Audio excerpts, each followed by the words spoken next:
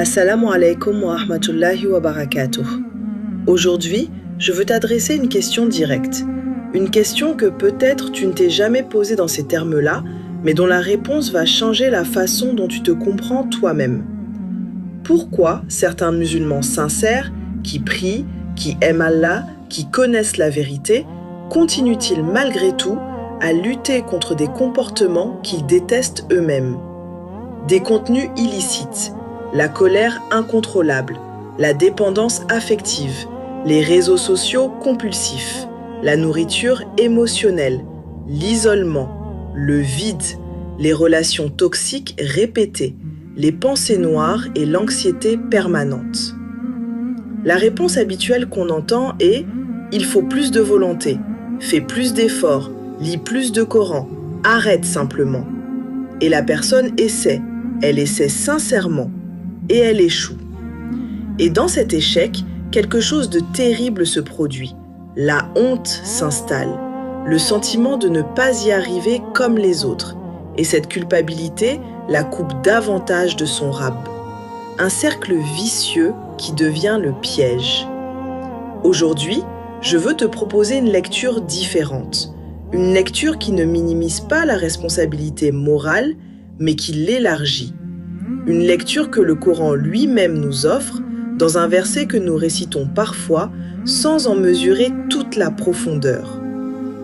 Kul kullu ya'malu ala shakilatihi fa rabbukum a'lamu biman huwa ahda sabila. Dit, chacun agit selon sa shakila, et ton Seigneur sait mieux qui est le mieux guidé dans son chemin. Sourate Al-Isra 17, verset 84. La shakila, l'architecture intérieure de l'être.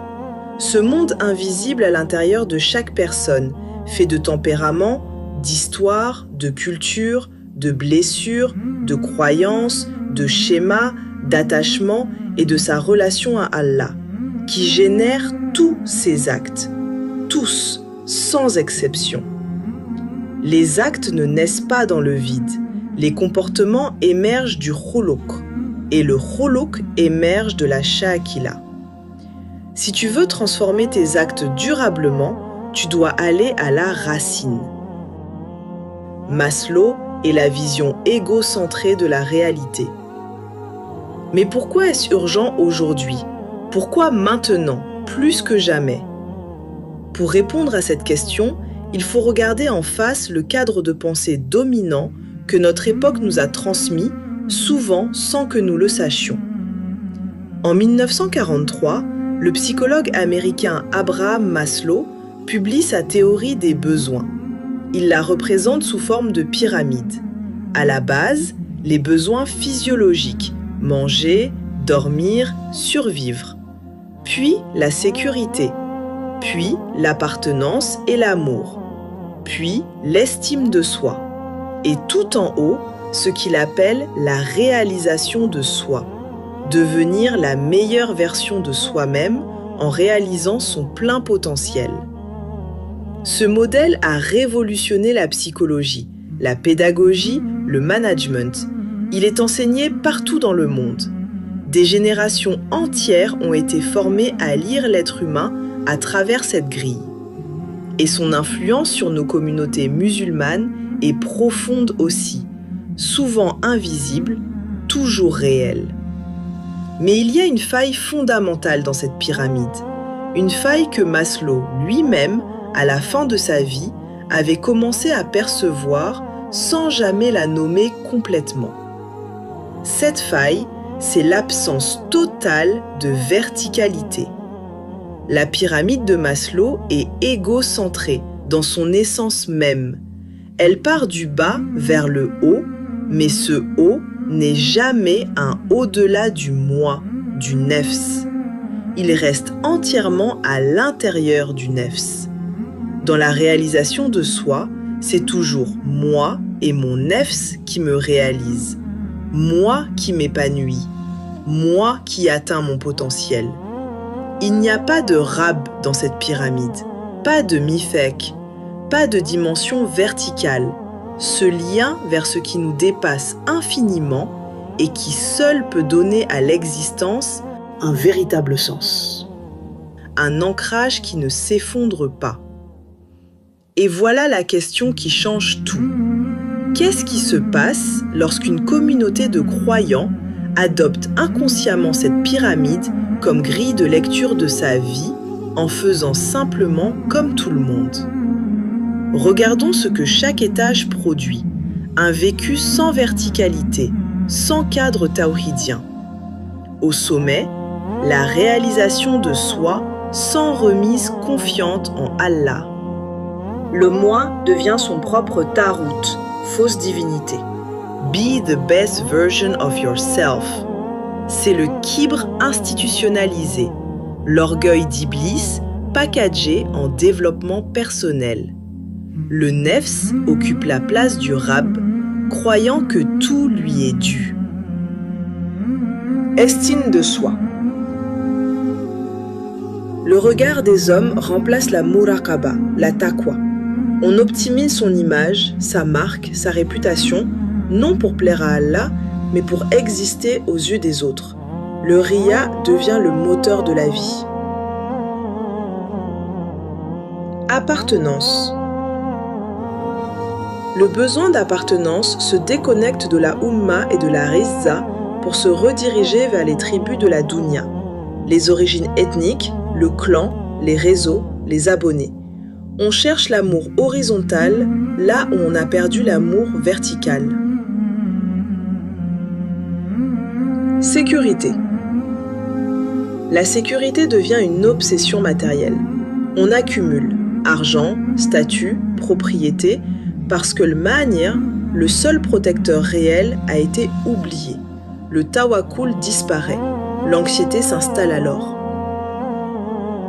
Puis, à la base, les besoins physiologiques.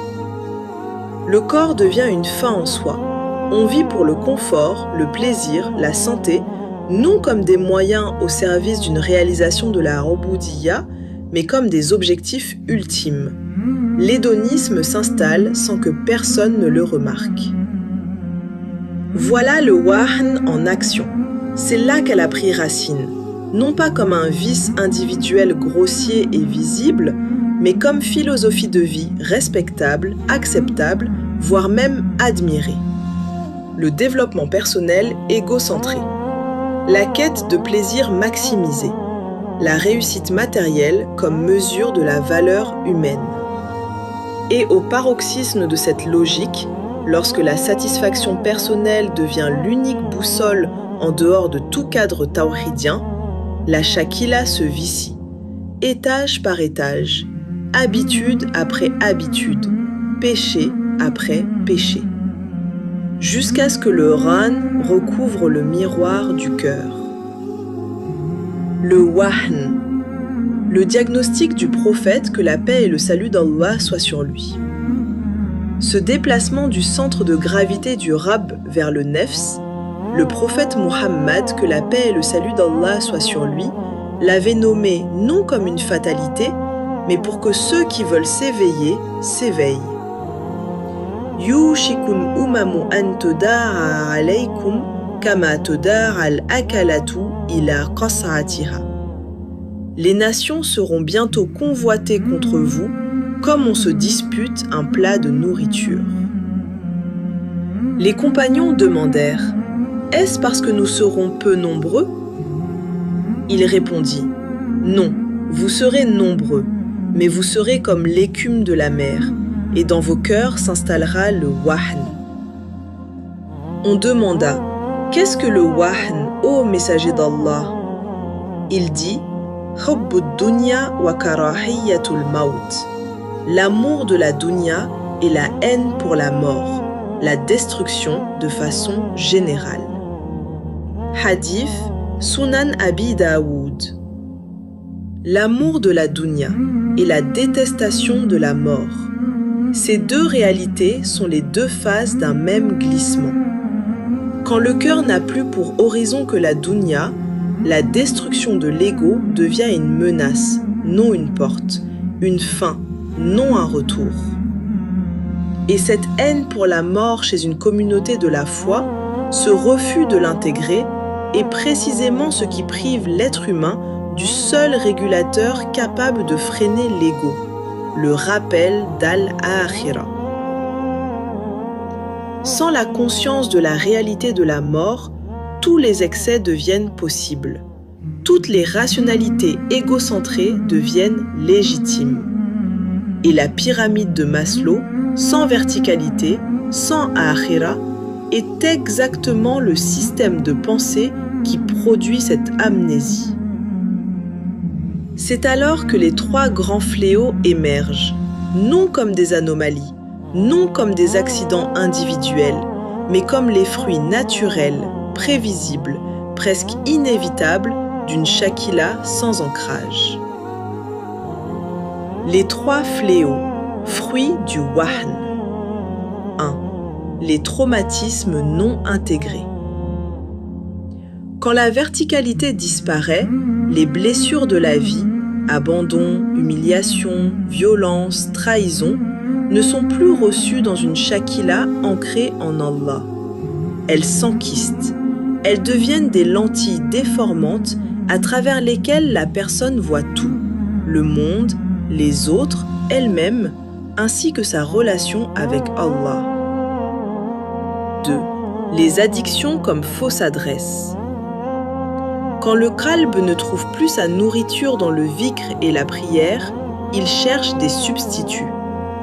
Pornographie, substances, nourriture compulsive, recherche d'approbation sur les réseaux. Ces objets addictifs sont des anesthésiants, des tentatives désespérées d'une fitra blessée pour retrouver la paix et l'équilibre qu'elle ne trouve plus dans sa vraie source. 3. La triade noire, le stade terminal. Narcissisme, machiavélisme, psychopathie. Ce que le Coran appelle le kibr, le nifaq et le qalb mayyit, le cœur mort, voire scellé. Dans une communauté du Wan, ces trois pathologies ne fleurissent pas en exception, elles fleurissent en norme.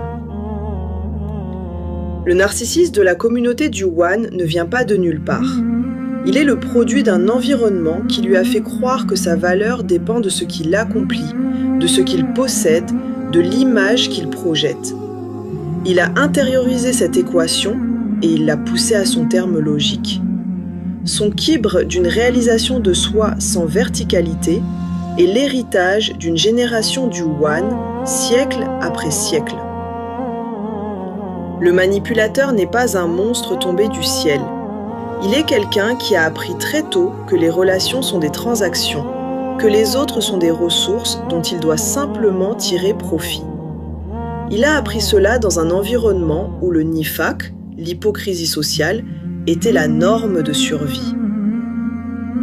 Et le psychopathe, le cœur scellé, est celui dont le wan a duré assez longtemps pour que le ran devienne une armure, si épaisse que plus rien ne passe, ni la douleur de l'autre, ni le rappel de la mort, ni le zikr. La réponse, l'approche shakilienne. La méthodologie shakilienne refuse de s'arrêter au diagnostic. Elle refuse de te laisser avec un nom sur ta blessure sans te donner un chemin. Ce chemin commence par une question que personne ne te pose habituellement. Quelle est ta shakila? La structure intérieure qui produit ce comportement, qui le maintient, et comment peut-elle être transformée? Parce que lorsque la shakila se réordonne, lorsque le centre de gravité revient vers Allah, lorsque le tawhid est vécu pleinement, lorsque les blessures sont intégrées, lorsque les besoins profonds trouvent leur vraie adresse, le khuluq, la qualité morale enracinée dans la shakila, s'élève naturellement. Et lorsque le khuluq s'élève, les actes s'alignent. Non par force de volonté, mais par transformation intérieure. Inna Allah la yughayyiru ma biqawmin hatta yughayyiru ma bi anfusihim. Sourate Ar-Ra'd 13, verset 11. En vérité, Allah ne modifie point l'état d'un peuple tant qu'il ne modifie pas ce qui est en eux-mêmes. C'est pour cela que nous avons développé le diagnostic shakilien. 10 domaines, 70 questions, une cartographie précise et bienveillante de ton architecture intérieure. Pour comprendre ce qui produit tes comportements, ce qui maintient tes souffrances et ce qui peut être transformé. Non pas pour te juger, non pas pour t'étiqueter, mais pour te donner un point de départ réel, ancré dans la sagesse islamique classique et la compréhension contemporaine de l'âme humaine. Ala bi zikrillahi tatma'innul qulub.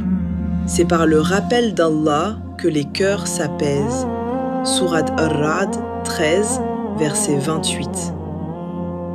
De la blessure à la lumière qui élève. Bismillah wa fi amanillah.